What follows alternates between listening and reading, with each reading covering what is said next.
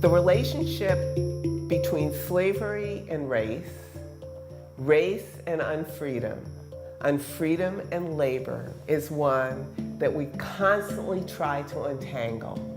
And at our peril, we ignore it, but also at our peril, we make it too simplistic. Because the complexity of it matters for what we do in the current moment to undo the catastrophe of mass incarceration.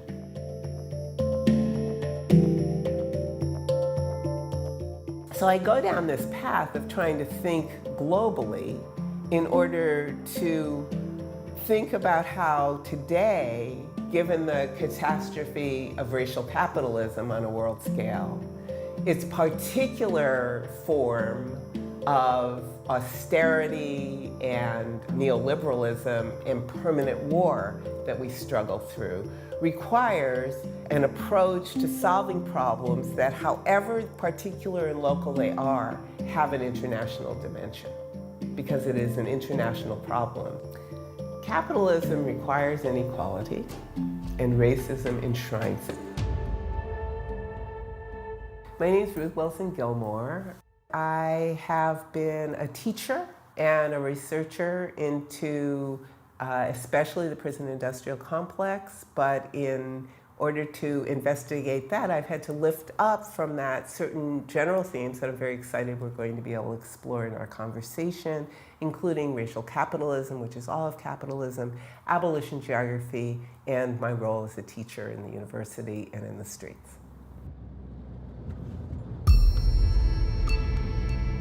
Racial capitalism, which is to say all capitalism, is not a thing, it's a relation. However, if we look back through the history of capitalism as it developed, we see that the understanding that those who own the means of production had of their differences from those whose labor they exploited were understandings that we can recognize today as racial practice. So, all capitalism is racial from its beginning, which is to say the capitalism that we have inherited that is constantly producing and reproducing itself. And it will continue to depend on racial practice and racial hierarchy no matter what. This is another way of saying we can't undo racism without undoing capitalism.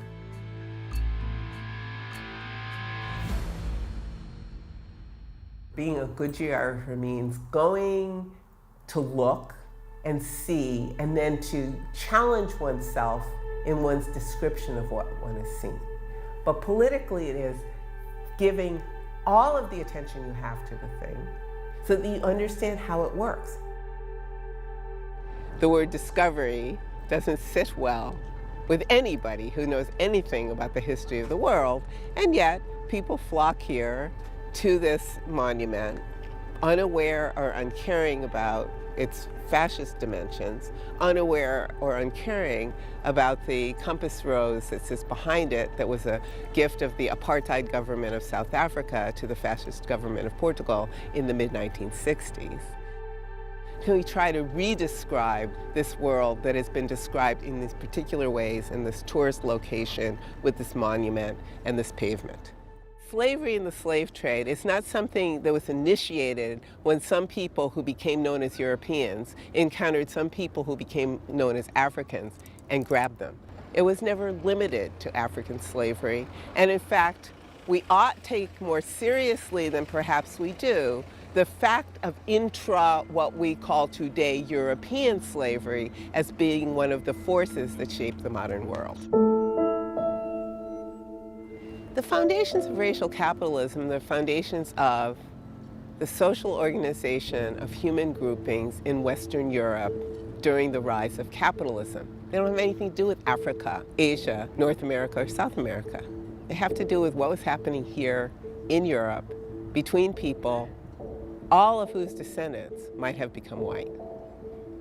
I mean, that is the major lesson of racial capitalism. And why does that matter? It matters because capitalism won't stop being racial capitalism if all the white people disappear from the story. Capitalism requires inequality, and racism enshrines it. It started racial without what people imagine race to mean, which is black people, and it will continue to be racial without what people imagine the not race to be, which is white people.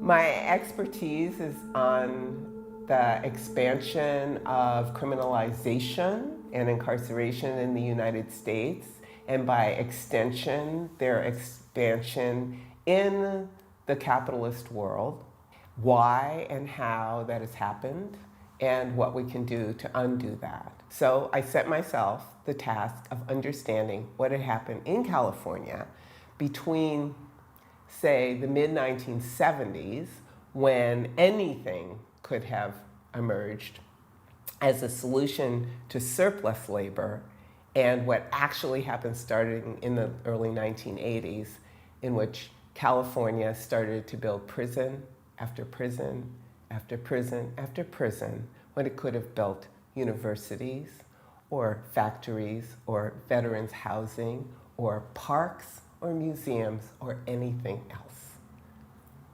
So, prisons then, in my view, concentrate surpluses. I ask questions about how the relatively powerful local elites use the state to get what they want. So that brings us back to the question of criminalization. There has to be a steady stream of criminals, of those eligible to be categorized as criminal. They have to keep coming. And so that group has to either get bigger over time or deeper over time. The sentences have to be longer. The list of behaviors that count as crime have got to grow. People who, having been caught up in the system to get out of it, which is to say, to go back home, if they can go home, and be there, what people call reentry, a word I hate, but to go home and be there and be in a community and of it is part of how the perpetuation of this category criminal that is the basis of the prison industrial complex can perpetuate itself. The relationship of that to slavery is, on the one hand, very general, unfreedom is unfreedom. And the other hand, the racial order and hierarchy of the United States, founded on both slavery and genocide, never stopped reproducing itself through all of its iterations over time.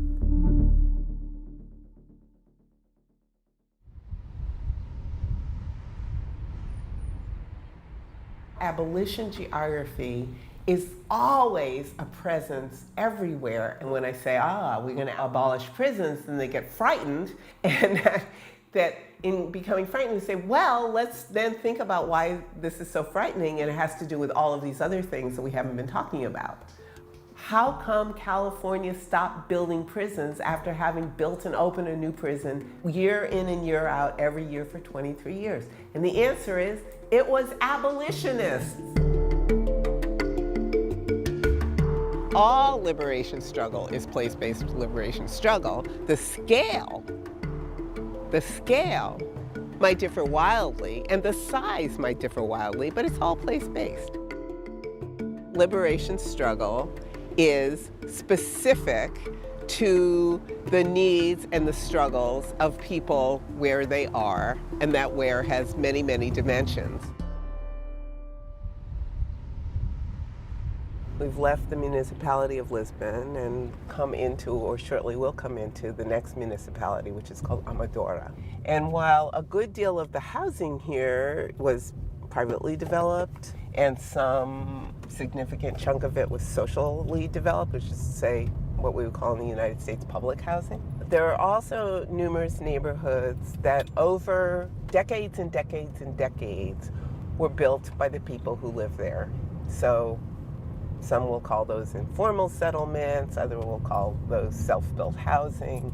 The point is not merely that they're shelters, but that they're communities.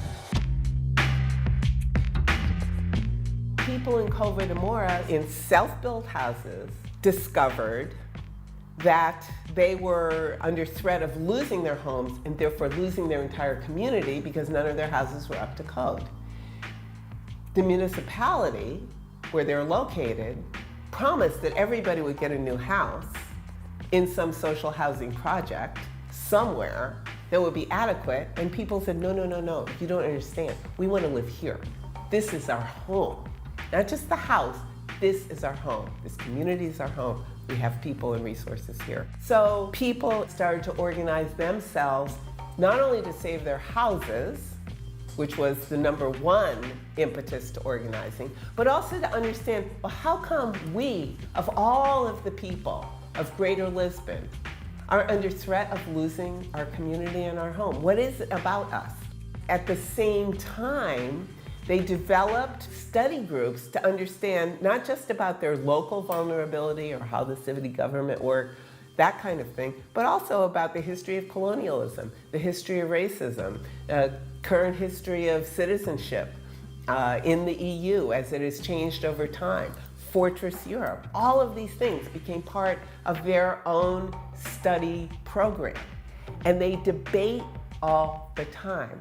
And they create these institutions that I have come to call pop-up universities. I was invited to be a part of this intellectual political community by way of first a personal relationship that I was developing, and then by way of the people who do organizing up here. And I became part of it. Although the doors are very modest, the meeting space is quite capacious. And there were probably, I'd say, 50 or 60 people here to talk about prisons and policing, but also to talk about things like African history and political economy and culture and social life, everything. Like everything that matters to people, we discuss in there. It's really interesting. Interesting. I would like to see what you think. People ask very tough questions. Then there are people who bring their already existing theoretical political commitments to the debate, but they argue it through. And nobody says, well, if you're not going to agree with me, I'm leaving and never coming back. Not at all. It's a very, very, very deep debate that's held together by the purpose of the movement. Was wonderful. What we learned here with Ruth. Oh, I used to say usually that every time that she speak, I lose the weight in my head. This is the way that you describe it, because it's deep and so clear. When we have a university here, a lot of people come, and it isn't one way. Sometimes in academia happen that people just stay there and listen and don't say. But here was a big debate, a discussion, and some people agree, some people disagree. But it was very important because it is the way that you can move forward. We have to be attentive to the many, many different kinds of factors, institutions, places, and processes through which people come to consciousness through fomenting liberation struggle. It's a form of solidarity, and it's making solidarity, and solidarity is something that's made and remade and remade. It never just is. And I think of it in terms of radical dependency, that we come absolutely to depend on each other. And so solidarity and this radical dependency that I keep thinking about and keep seeing everywhere is about life and living together. And living together in rather beautiful ways. And that's something that I have encountered on this hilltop and why I like it here so much. Oh, I love you so much. Me too. Love you. Yeah. And it's possible. It's really possible. And not in a romanticized way, but in a material, deliberate, consciousness exploding way. It's possible.